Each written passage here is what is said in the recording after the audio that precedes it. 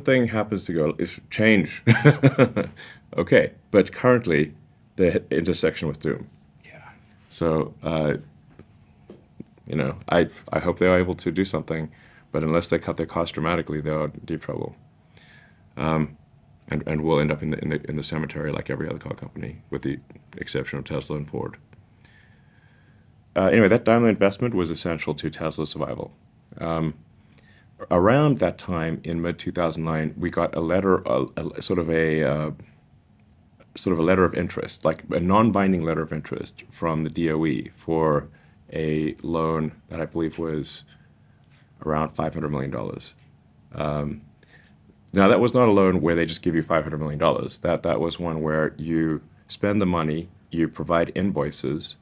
Those invoices are provided to DOE. They then refund you based on the audited expenses that you paid. It's not like lump sum type of thing. It's retroactive after you spend it. It's a reimbursement program. It's a loan reimbursement. Yeah. So there's nothing's given for free. It, it's a loan reimbursement.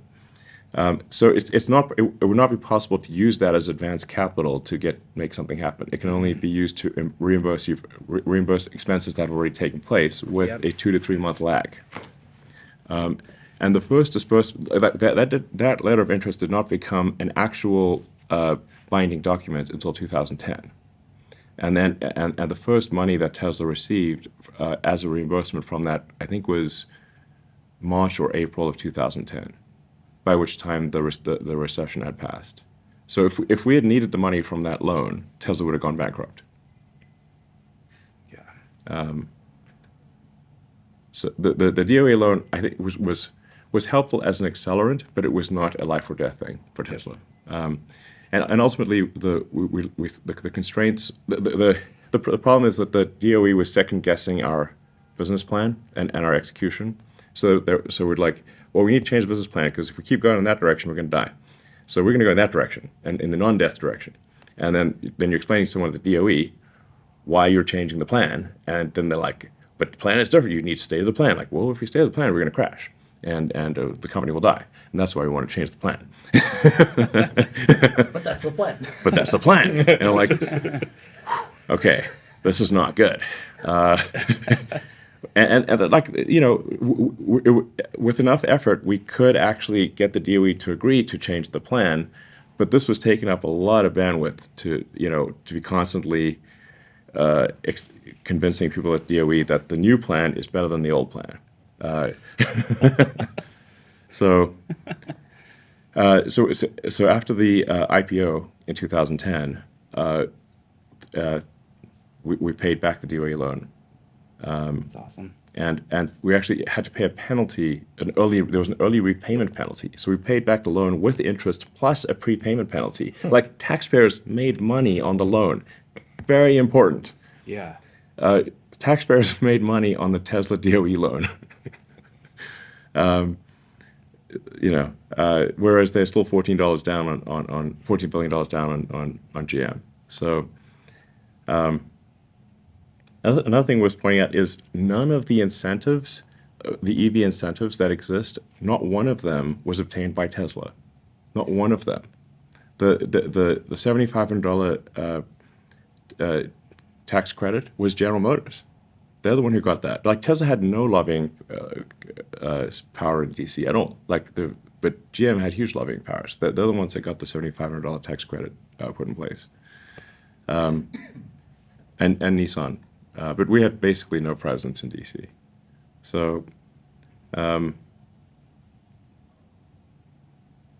you'll certainly hear like, oh, Tesla and tax credits. I'm like, okay, well, currently we don't have the $7,500 tax credit does not apply to Tesla, but it does apply to our competitors. So anyone who has not made any company that's accumulated production below 200,000 cars has a $7,500 tax credit, and Tesla does not, because we've long ago exceeded the 200,000 car maximum. So Tesla is at a competitive disadvantage with respect to tax credits. That is quite significant when you're talking about, like, say, a $40,000 car and a $7,500 tax credit. That's like almost a 20% difference. So big deal. So Tesla is successful currently in spite of our competitors having materially greater tax advantages than Tesla, in spite of it, not because of it. If you eliminated all EV incentives tomorrow, Tesla's competitive position would improve significantly. I'll say that again. If you eliminated all tax credits, EV tax credits, Tesla's position would improve immediately. And Tesla did the purpose what the tax credits were for, right? To drive that innovation ramp. You guys just actually did it so fast that the competitors are still using it. Yeah. Well, when we started Tesla, gas was under $2 a gallon in California, and there were no tax credits. So it was not from the standpoint of like, hey, this is a great opportunity. I mean, when we started Tesla, I should be clear, like, it was with an expectation of success of less than 10%. And the same for SpaceX. Yeah. And who in their right mind would think that a car company would have anything more than a 10% probability of success if you've never built a car in your entire life before? And there have been guys. Yeah, there's only at the time you know you had GM, Ford, and Chrysler, and but the history of car companies is like there've been like over 1,000 car company startups in the United States, and they're all dead. Mm-hmm. So and you know, with the 2008-2009 recession, GM and Chrysler also went bankrupt. So then that, you know, the chances of survival are extremely tiny. Only a fool would start a car company with electric car company or a car company whatsoever and think that the probability of success was high. So my initial thought for both Tesla and SpaceX was that I'd take half the money from PayPal, and I'd waste half of it on two ludicrous ventures, one being a car company and a rocket company, and that would be dumb, and I'd just lose it all, and that'd be, but I'd still have $90 million left, so whatever, you know, but in the end, I like I said, the companies were like children to me. So like it was like, so I gave the companies all the money that I had, and then I would have had no money at all if Tesla and SpaceX had not survived. I would have owed a lot of money and been personally bankrupt if Tesla and SpaceX had not survived. That hadn't happened, we still wouldn't have electric vehicles. Yeah, not like I we think do. so. Pretty much. Like Tesla's. I mean, if you like, what is Tesla's fundamental value? It is to serve as an accelerant to sustainable energy. And if you say like, but for Tesla, what would the world be like? In ways that, like, let's say you're looking at this from, you know, the macroeconomic God standpoint, or like a civilization, or, you know, The Sims or something, you know, like what's the difference here? The difference between Tesla and not Tesla is how many years is sustainable energy accelerated. Mm. That is the fundamental good of Tesla. Yeah. And then there's also the autonomy thing, which is, I think could also be very, very significant. It will be very significant. But I'd say, like, in the absence of there being a fundamental technology discontinuity in the form of electrification and autonomy, both of them together, I think a new car company cannot succeed. So, and I'll tell you, like, actually, the real reason that people should have been shorting Tesla, and perhaps why some of them were shorting Tesla, and the real reason that car companies, new car companies, cannot succeed, or why it's very hard for them to succeed. And this was first told to me by this automotive investor when I was at Axel Springer headquarters getting a Golden Steering Wheel award, and this guy who's apparently like the best automotive investor in the world, you know, comes up to me and like he's like, "Ha, I know why you're going to fail." I'm like, "Well, please tell me." I can think of several reasons. Tell me when I don't know. Yes, and he said he said that the car companies don't make any money on the new car sales. They make all of their money selling parts to cars to the existing fleet. Mm-hmm. So when the warranty runs out, like the life of a car before it hits the junkyard might be 20 years. Warranty is going to typically run out after 4 years, and there's a bunch of stuff that's not covered under warranty.